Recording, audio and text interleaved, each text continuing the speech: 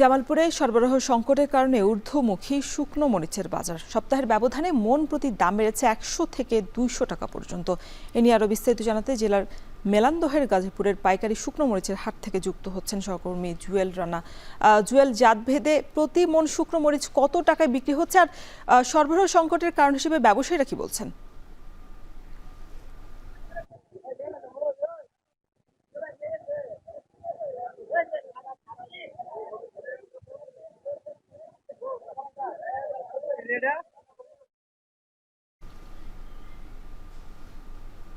দেখুন, জামালপুরের যে সাপ্তাহিক শুকনা মরিচ হাট, এই হাটটি একটি ঐতিহ্যবাহী হাট। জামালপুরের মেলান্দহ উপজেলার গাজীপুরে এই সাপ্তাহিক হাটটি বসে। ভোর থেকে হাটটি শুরু হয়ে থাকে। এখন মূলত এই মৌসুম শেষের দিকে বাজারে সেই জন্য শুকনা মরিচের অনেকটাই সরবরাহ কম থাকায় দাম কিছুটা বেড়েছে।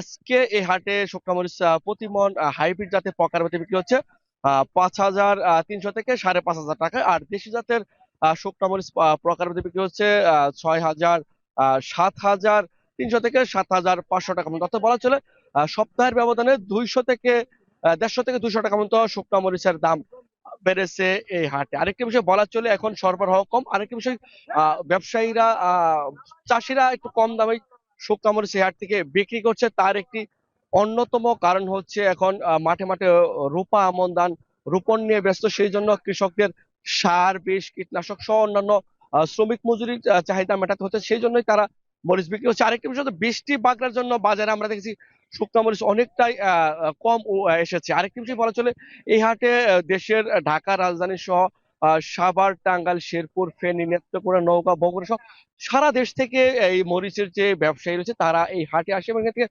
শুকনা মরিচ সরবরাহ করে সারা দেশে তারা কমিশনের ভিত্তিতে বিক্রি করে থাকে। আরেকটি বিষয় হলো জামালপুরের এই শুকনা মরিচ দীর্ঘদিন একটি হাট এবং এখানে গুণে মানে মরিচ অনেকটাই ভালো হয়ে থাকে। আর এখানকার এই হাটকে ঘিরে কিন্তু এদিকে কিন্তু ব্যবসা বাণিজ্য অনেকটা প্রসারিত হয়েছে। আরেকটি বিষয় বলা চলে, এই হাটে সপ্তাহে যে দুদিন হাট হয়, শনিবার এবং মঙ্গলবার হাট বসে। প্রতি হাটে এখন যেহেতু ডাল সিজন, তারপরেও এখানে ২৫ থেকে ৩০ লক্ষ টাকার শুকনা মরিচ কেনা বেচা হয়ে থাকে। আরেকটি বিষয় বলা চলে, এই হাটকে ঘিরে কিন্তু একটু জামজম হয়েছে। আর ব্যাংকিং ব্যবস্থা এখানে রয়েছে। এই ছিল জামালপুর থেকে আমার কাছে শুকনা মরিচ কেনা বেচার সবশেষ তথ্য।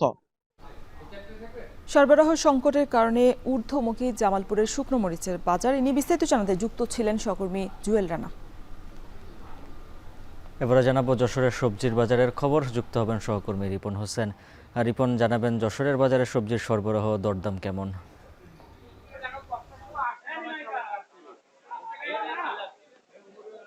আজকের বাজারে আমরা দেখছি যে সবজির সরবরাহ কিছুটা কম রয়েছে, তবে দাম বেড়েছে সবজির গত এক সপ্তাহের তুলনায় ১০ থেকে ২০ টাকা পর্যন্ত বেড়েছে। তবে সবচেয়ে বেশি যেটি বেড়েছে সেটি হচ্ছে কাঁচা মরিচ, ১৮০ টাকা বিক্রি হচ্ছে, যেটি গতকালকে আমরা দেখছি ১৪০ টাকা বিক্রি হচ্ছিল, আজকে ১৮০ টাকা বিক্রি হচ্ছে। এই যারা কৃষক রয়েছেন, যারা সাধারণ মানুষ রয়েছে, তারা বলছেন যে এভাবে দাম বাড়ার জন্য তাদের প্রভাব পড়ে। আজকে বাজারে পটল বিক্রি হচ্ছে ৫০ টাকা, যেটি গতকালকেও ৪০ টাকা বিক্রি হচ্ছে। বেগুন বিক্রি হচ্ছে ১৫০ টাকা, যেটি গত সপ্তাহে ছিল ১৩০ টাকা। এবং অন্যান্য যে সবজি রয়েছে, বিশেষ করে কচুরমুখী ৪০ টাকা, করলা ৮০ টাকা, লাল শাক বেশি দাম হয়েছে, বর্তমানে ৭০ টাকা কেজি বিক্রি হচ্ছে, যেটি সপ্তাহের আগে ৫০ টাকা ছিল। পুঁই শাক ৪০ টাকা, ঢেঁড়স ৭০ টাকা, কচুরলতি ৫০ টাকা পর্যন্ত বিক্রি হচ্ছে। যদি যারা কৃষক রয়েছেন তারা বলছেন তাদের যে ক্ষেতের ফসল, সেটি বৃষ্টির কারণে নষ্ট হয়েছে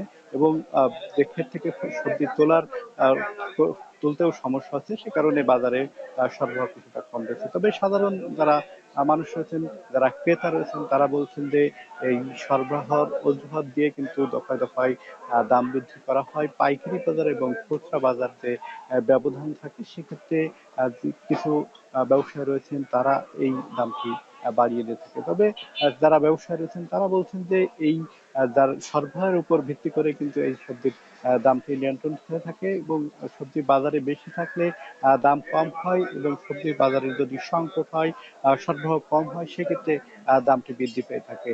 তো সাধারণ যারা ক্রেতা রয়েছেন তারা বলছেন যে নিয়মিত যদি বাজার মনিটরিং ব্যবস্থা জোরদার করা হতো, তাহলে হয়তো সবজির দামটি আরো কমতো। তো সাধারণ কৃষক যারা রয়েছেন তারা বলছেন যে এই মৌসুমে আসলে সবসময় সবজির দাম বৃদ্ধি পেয়ে থাকে, তবে তারাও ন্যায্য দাম পান না এমনটি কিন্তু তারা অভিযোগ করেন। তারা বলছেন যে বাজারে নিয়ে গেলে সবজির দাম আসলে কম হয়, সেক্ষেত্রে তারাও ওদের বাজার মনিটরিং ব্যবস্থা জোরদারের কথা বলেছেন। তো সব মিলে এই ছিল সবজির বাজার থেকে আমার কাছে সর্বশেষ উজ্জ্বল হাফিজ।